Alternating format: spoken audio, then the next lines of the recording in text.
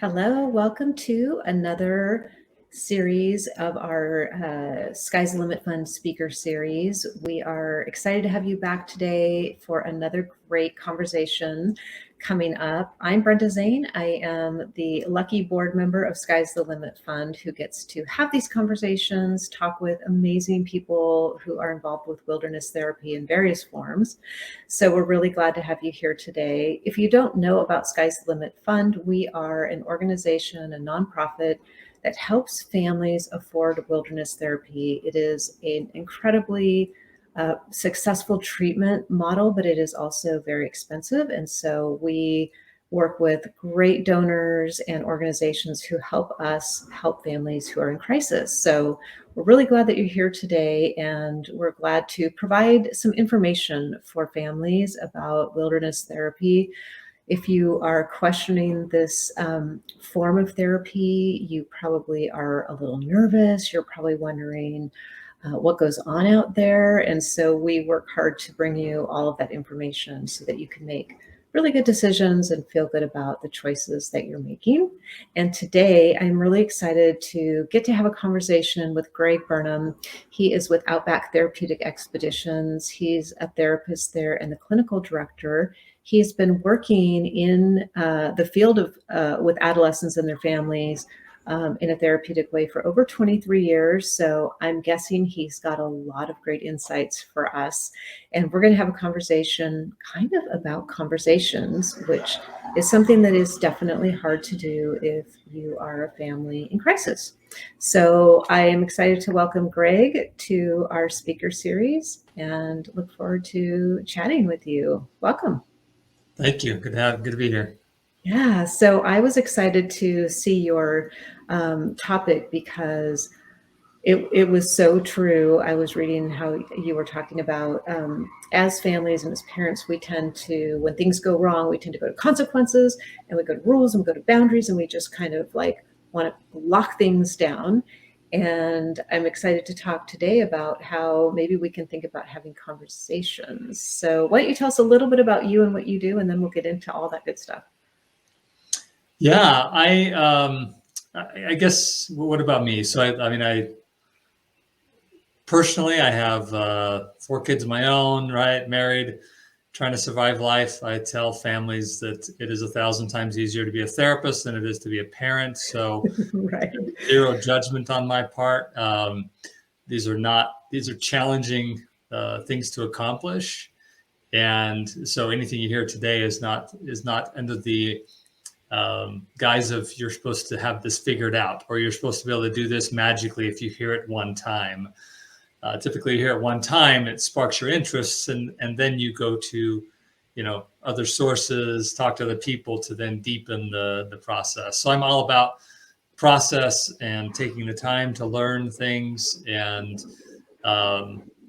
figuring things out in our own humanity, right? Where we struggle as people to know how to navigate difficult situations. So we rely on what comes easy to us or what we've learned at some point along our lives. And it's exciting to come together and try and think about that a little bit differently, right? What ways so I love doing that kind of stuff. I love breaking things down, analyzing them. I'm a very analytical thinker. And I'm an active person in general, just love to be out and be active. And that's kind of me, I guess. So in a nutshell. Awesome. That's great.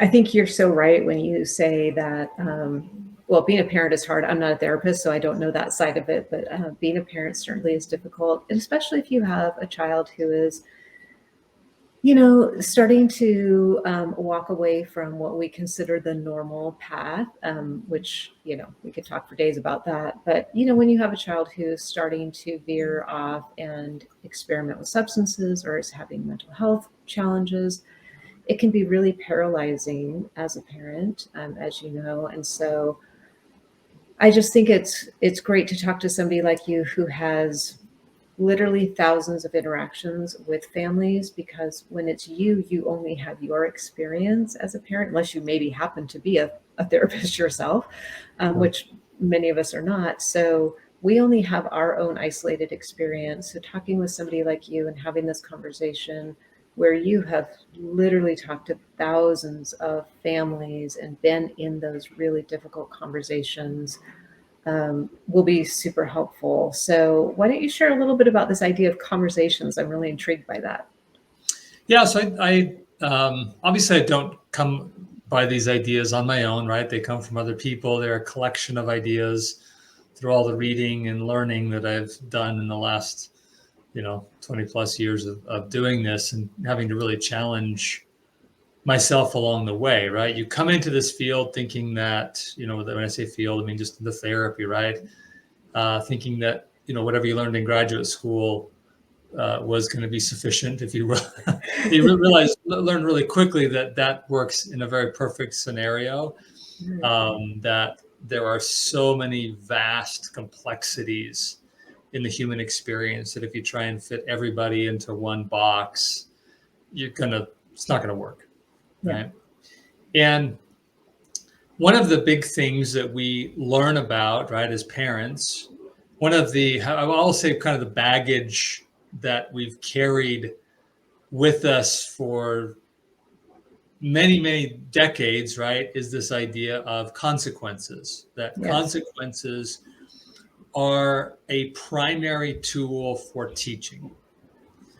That, you touch the hot stove, you learn the lesson not to touch the hot stove, right? And because that's so ingrained in just our culture, our society, that consequences are a primary form of teaching, when things get challenging, that's what we go to often, right? Or we bury our head in the sand and we just don't want to deal with it at all, right? That's definitely another skill. Those are our two options. Okay, we got a consequence, we're gonna ground the child, we're gonna take this away, we're gonna stop we're gonna do some sort of consequence. And by doing that, what we don't realize is that we don't actually know what the problem is. Right. So the problem we think is the behavior, right? There was the behavior that happened, and that's the problem. So I'm going to consequence that problem in order to motivate the child to do something different. Right. That's the basic framework, right? And to teach them through a consequence.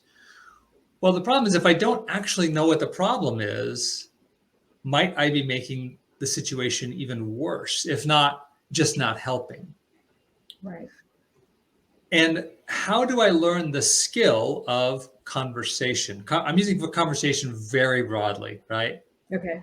It's the ability to engage another human in learning and understanding and exploring and sharing and validating, right? There's a verbal process. That's what I'm calling it conversation, right? There's a verbal interchange between people, right? The conversation that helps us drill down until we figure out what the actual problem is.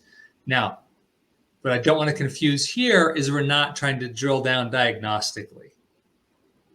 People get trapped in that one as well, right? Like, what's the problem? Like, tell me what the problem is. And they get anxious about it. And they're trying to ask all these 1,000 questions. And the kid says, get me out of here, right? I don't want to deal with this.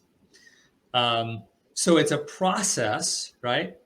A verbal interchange, and a lot of it's nonverbal as well, right? But it's a communication process, a conversation process between people to get to the drill down to what's actually the problem.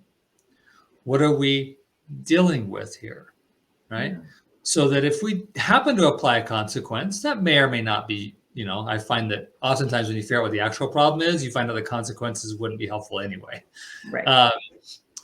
But if you still find one, then sure, apply the consequence, but make sure the consequence fits the thing you drilled down to identify, right? Right. If you're going to do a consequence. Now, we shy away from this because as I'm talking, people are probably going, yeah, that's overwhelmed. Like, how do you do that, Greg? Like, that's no wonder we go to consequences because that seems so complex. Yeah. I have no idea how to do that, right? Right. Now we're going to go over some ideas today, how to get some thoughts, but you can refer to people like Ross Greene, who wrote Raising Human Beings. He's got some great videos. Crucial Conversations, right? That's another book out. I mean, there's a lot of books out there about how to have conversations, and not one of them has the answer, though.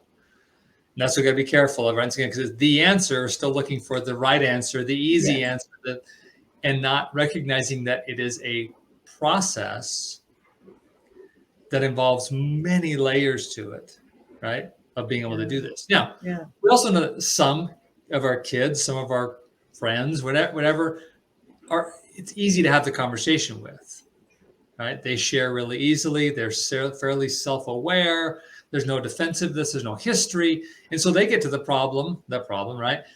A little easier than other individuals. And recognizing that what we're talking about, the skill level I need is directly correlated with the individual's lack of skill. So if the individual I'm interacting with, right, has high level skill, I don't necessarily have to have his high level skill. We're going to kind of muddle through that. That's the good news, is that we all have had experiences of engaging in conversation to drill down what the actual problem is, right? Equally matched skill level. We're having this conversation. We kind of muddle through it, figure it out, and we identify core processes, and then we start to work on those together, right? Now, the other thing I want to be clear of is that we're not suggesting you're trying to drill it down so you can find some sort of fix. Right? That's a huge trap as well. But we always want to fix. We love the fix, right? We love to fix. It feels good to us, and that's why we do consequence, because it's easy. We do fix because it's like, let me just, so my child comes to me and says, I'm feeling extremely anxious. Have you tried this, right? Have you tried that, right? Have you done this, right? So we do the same thing, but that's not a conversation as well, right? So I'd say that fits in that fits in the consequence realm, right? So consequencing, fixing, that's all in one kind of box. And this idea of conversation, drilling, understanding, empathizing, etc., is in another box of skills. Yes. Right. Now, once again, if you don't know how to consequence at all, and you're just a bury your head in the sand individual, then you probably need to learn some skills about that would be appropriate. And if you, are the fixing type, then you want to learn skills to not fix. And what do you have in place of that? Well, some sort of category over here. That's the conversation category, the drilling category, the understanding category.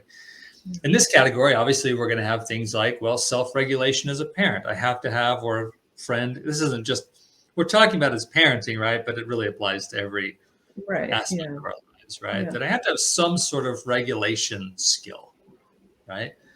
I have to be able to manage those emotions in order to be thinking more clearly, right?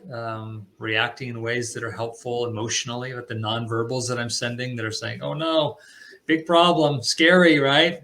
Right. Shuts down. Why'd you shut down? All I said was, I'm not yelling. Well, but your emotions are high. You're overwhelming me. I'm scared. So I'm withdrawing from this kind of situation. So you got to be able to regulate emotions as part of that skill. Validation, right? Validation is an art form, right? You got to know how to validate, which is just basically, I hear you, truly hear you. I feel what you're saying. I understand what you're saying. Learning those kind of strategies are important. There's a lot of ways to learn those kind of strategies. And if I can regulate, validate, understand, and create a safe space, now I can get into this realm of conversation, right? Yes. Now I've got a lot of possibilities to have a conversation, to learn how to drill, which is a Ross Green term, right? How to get down in. Now, we also misinterpret oftentimes that drilling means it's going to be some deep emotional issue we're looking for, right? Yeah. Some meaty, juicy trauma, right? So sometimes drilling is as simple as the kid's struggling at school, let's say, not getting their homework done, right? And we're looking for things like, insecurities and fear of failure. Like, that's kind of what we're looking for, which it might just be as simple as, when the teacher stands up, I can't see the teacher, right? Because of where I'm positioned in class or whatever. Right. And so I'm missing some information, or this kid's talking to me, and so I can't hear. Sometimes drilling down is really simple. There are very simple, and actually those things can be fixed, you know. There are sometimes that problems, especially for younger children, right? When you're talking up 12, 13, right? There's a lot of little things that can be fixed. Like, oh, I didn't know that, right? And they didn't even think about it. It's not like they were hiding it. Right. Just because we didn't have a conversation, and all I would do is consequencing you for not getting your homework done, when really the issue was you didn't understand the homework because there was something happening at class that we could address and resolve. Yeah. And now you're able to get your homework done because you're understanding it better. But at home, you're just acting out and being, oppositional. I'm not doing it, because you're feeling overwhelmed. And yes, there are insecurities as well and all that stuff. But if we're so hunting for because that's the therapy, right? There's got to be like emotionally, there's got to be some, listen, we're all human. We have that, but that can be a red hair. It can get us lost. Right. Like deep and, that kind of thing. So looking for pragmatic things, you're looking for understandings, right? Sometimes both as parents and as young people, we have beliefs about the world that we don't realize we have, that how things operate. That we think that, everybody's out to get me, let's say, right? And maybe a kid never knew to even talk about that, right? They just feel like everybody's out to get them. And if I don't drill, I never knew that was how they saw the world, was that everybody's out to get them. Oh, well, that makes sense, right? So if everybody's out to get you, that makes sense that you feel like you need to resist everybody. Right. Yeah. Okay. Okay, cool. Thank you. Right. So part of conversation is just thank you, because then we go into the fixing and consequencing too quick, right? Yes. Sit, stay with it, right? Because whatever we find first is probably not it. Right? There is no it, right? But if yes, it's relevant, but if the first thing we find, if we jump on it, right? We're still missing the process, right? Of getting, digging, understanding, drilling, and diving in and going past that, right? Like, oh yeah. And also, here's the other thing, right? If we find something and we imply a fix, kid tries it, it doesn't work, then they feel like, what's wrong with me? Right. Right? Yeah. Now, reinforcing the very thing that maybe they'd be struggling with is what's wrong. I'm broken, I'm flawed. And we're feeding that pattern because we didn't realize that we were sending that message with the fix. Right? So you learn other skills, like part of conversation is at the end saying, it's okay. This is probably not going to work. Right? We don't expect it to work. That's not the intention, is for it to work, right? The intention is for us to learn.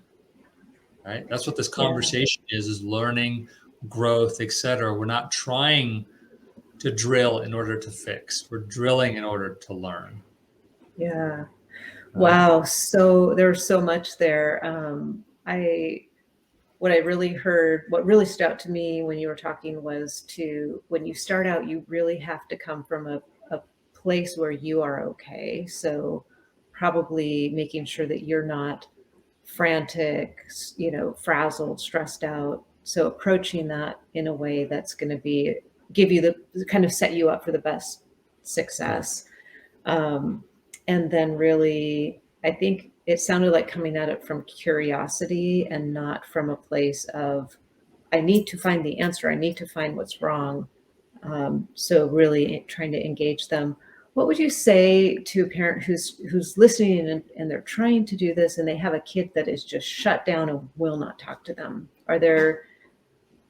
Is that a sign of something, or is there something that we can do in that situation? Because I know that that's pretty common, is kids just, they've got the proverbial hand up, like, yes, I am not going to engage. It's a great question. I wish, now sometimes there are easy fixes, right? Sometimes there are like, oh, wow, my tone. Some kids, if you just apologize for the tone, like a little bit of humility as a parent will decrease there, and then there are sometimes little things, right? Yeah. And those are some simple things you can try. If those don't work, right? And it really is probably what's happened is there's been a relationship break. Yeah. Right? There's some kind of wound in the relationship. Yeah. So then the process is the skill of how to learn relationship repair. Yeah. And And we probably the also, humility that you talked about goes a long way with that. absolutely, right? You really have to say, like we think about this in adult terms.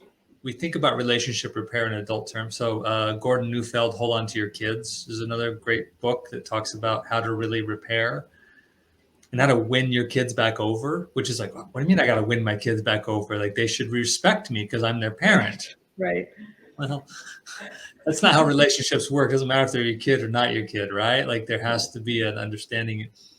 So it can take up to a year to really repair a rift in a parent-child relationship.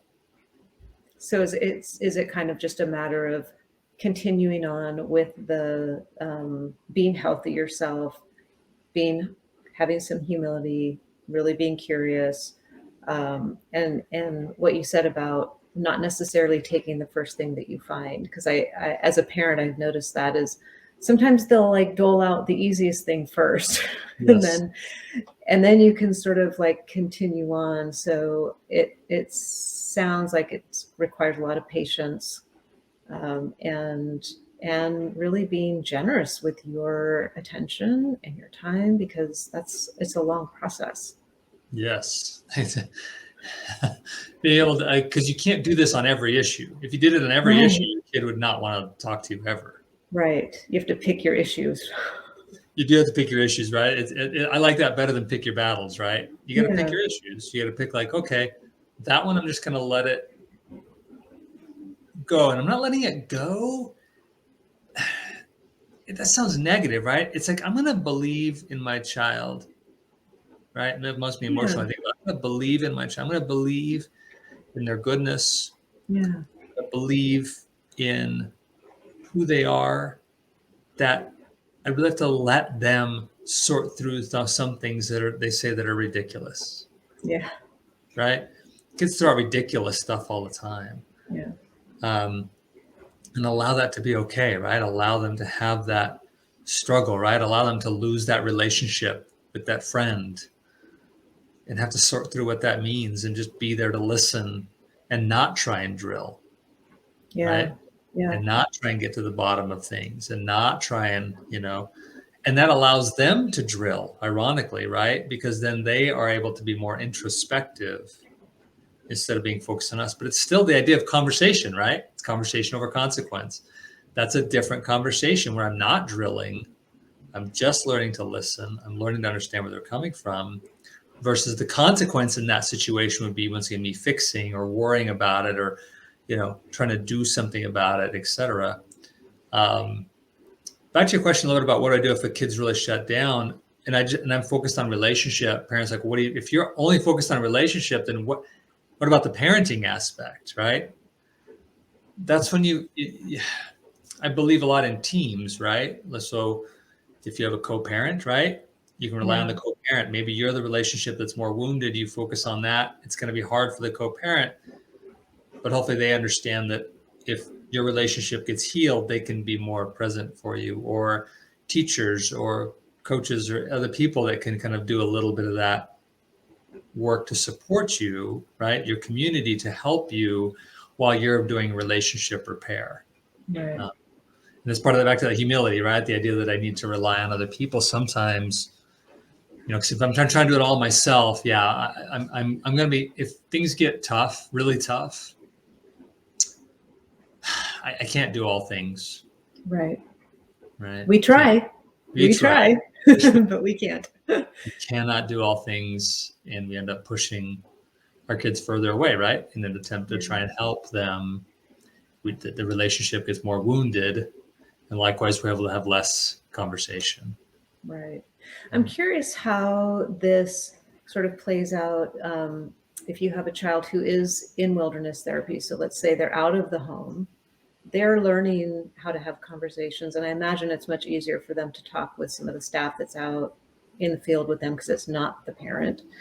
Yeah. Are they learning ways then when they come back home to have those conversations with the parents? So maybe they're not quite so shut down, or what transpires there? Like what could we expect if our kid is in wilderness?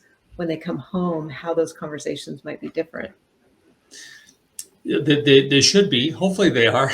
Hopefully. I mean, that's the intention or plan. Now, once again, that depends. It depends on the ideology of the program and the therapist you're working with. So if you, Yeah. I believe in being an informed consumer of therapy and medical care, things like that. Not being like a pessimist or naysayer, but an informed consumer, right? Someone that says, "Hey, I appreciate that you're consequencing my child to try and help him grow, but I'm more interested in, is he learning to have the conversation through the issue, right?" Right. I once again, I appreciate the consequence, but I would much rather have him learn how to have conversation, because the consequence learning, if it is learning, I find isn't as transferable or sustainable, because a parent isn't going to be able to consequence in the same way a program is. Right. Right. Right. And so because they can't, how do you transfer it, right? And you're asking the parents. But if I can teach a child to have conversation, in parallel, I'll be teaching parents how to have these conversations. And I call it coming to the table, right? So when a kid gets to the point of needing an intervention at the level of wilderness, they're not able to come to the table. Yes. Right. So this is where we don't need to feel shame about the past, right? Because even if I learned all these skills, if my kid can't come to the table, now they're not going to come to the table perfectly, right? But somewhat come to the table. So they can learn enough of coming to the table in wilderness. And I can learn a lot about coming to the table, right? Remember that compensating idea that if we're equal, it's fine, right? It works out great. But if we're not, then I have to learn a little bit more, depending on how much. And so I would be assessing with my wilderness therapist, like, how much are they able to come to the table? Like, how much am I going to have to compensate? Yeah. I really like that. Yeah. Yeah. Yeah. I like that almost visual I can see of them coming to the table, because you're right. There comes a time when that isn't happening. You have to bring in some extra help to kind of repair that. So that's a nice visual, I think, of seeing them be able to reapproach the table for those conversations, which is really, really powerful. So it sounds like, if I'm sort of wrapping it all in a ball, we need to realize that we can give consequences, we can set boundaries, but we may be doing something that's completely ineffective or even more damaging, because we don't know what the real problem is. And to find that real problem, we have to do the digging gently, humbly, do the digging, and really try to get at it from a place of curiosity, and just know that it may take time, because there may be a huge gap there, kind of between the two sides of the table, which is a good way, I think, for parents to be able to kind of think about this in a process standpoint versus this emotional place of like, I can't talk to my kid. We get so emotional about it. So I love this way of kind of thinking through it really practically. Like, there's some things that we can do that might get that flow of conversation going again. Yeah, the idea, I operate from what's called a skills perspective, like the idea that most issues resolve around some deficit in skill, right? Versus insight, which is that we're lacking the insight to do so, or motivation. So there's insight and motivation philosophy, and then there's skills philosophy. Right? Yeah. For example, relationship is a skill, right? Knowing how to have relationship with a teenager is a skill. A big skill. Now, some people know how to do that really well. They kind of intuitively have that skill. The rest of us, right, have to learn the skill. And even once we learn the skill, we have to learn the skill unique to the individual that's in front of us versus the person we wish they were, right? Yes. And how to have that relationship. And it isn't, we shame ourselves because, like, we feel like it should come intuitively. Like, what's wrong with me? Why can't I? It's just a skill. There's a lot of little nuances to having that relationship. And especially, right, you take the introverted parent and the extroverted child, right? How do they do relationship? Right. Right? Yeah. That's a skill, right? If I'm an introvert, how do I learn to have a relationship with an extrovert? Right. How do I understand their worldview? How do I understand what they need? How do I recognize that it's not because I'm going to be imposing without realizing? I think it's values I'm imposing, but I'm really imposing on top of the values is also this idea of what I think is right, which is filtered through my experience, which is related to being an introvert, to somebody who's not going to, it's just not going to, it's a skill, right? It's like, okay, no big deal, right? It's okay. It's all right. That's what I say to myself and parents all the time. It's okay, right?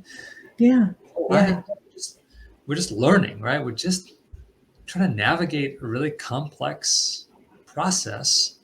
And there's a lot of ways to learn skill, right? It's a lot of beautiful resources. I'm warned that not one of them is the answer, right? Don't ever latch onto one and think, this book, right? This one person I've recommended a couple, but I mean, some people I do think are more foundationally better for us to learn. But there's hundreds of different ideas out there about how to relate and connect, and try some on, right? See if they work. Right. Don't work, right? Yeah, and I think thinking about it like that makes it less intimidating to say, hey, there's different ways that you can learn this. This is not an internal flaw of yours that you're not getting, you're not doing it right. That it is something that you can learn. And before we wrap up, I just wanted to ask a quick question about, we kind of started talking about consequences and boundaries, and I don't think you're saying that those aren't appropriate at some times. It's just that may not be the first place you want to go, that you want to have this conversation first to inform that. Am I right in that? Or maybe you could You're correct. Yes. It's Okay. maybe it's about percentage of time you're spending. Okay. So if the hardest thing to do and the most intricate skill to develop is relational conversation, connectedness skills, then I should spend the largest percentage of my time working on that. Okay. If I spend the largest, I think early on, I hope people are evolving out of this, but I know that there is a lot of pressure put on parents to focus on the boundaries, and so we put like 80% of our work into boundaries and that. Well, what am I going to go to when things get hard? I'm going to go to whatever I've been taught the most and have focused on the most. Yeah. Right. So it's just about where I put my energy and where I put my time in learning and exploring and practicing and engaging, is which one, right? I would say is like 90% is relational, et cetera. And like 10%, yeah, sure. The boundaries are, it's going to remember boundaries. That's a very complex concept as well. We could spend a whole nother time on that. Yes. I'm referring to, unfortunately, the fact that boundaries have been synonymous with rules and expectations. Right. Like the punishment, internal boundaries, right? Like all that kind of stuff, family therapy concepts around boundaries, that's a different kind of boundary world. But yes, so boundaries, consequences, rules, expectations, all that, in my experience, should just be a really small package, but still crucial, but a smaller package when the more important and more challenging work is all the rest of it. Yeah. Well, Greg, this has been so informative. I think we really could talk for hours about it. And I love that kind of that final thought about the weight. How much time am I spending learning these skills, practicing, having these conversations, even when it's uncomfortable, versus how much time am I spending writing out or, constructing all these rules and consequences and punishments and things like that. So really, really helpful. Thank you for joining us for our speaker series. This is so helpful, and we really appreciate your time and your experience and all the kiddos you've worked with and families you've helped. So thanks so much for being here. Thank you. I appreciate the time. Thank you. And if you're watching, thank you for joining us, and come back for another speaker series. We are going to be doing a few more, and we'd love to have you join for even more information. So thanks for coming today, and we'll see you soon. Thanks.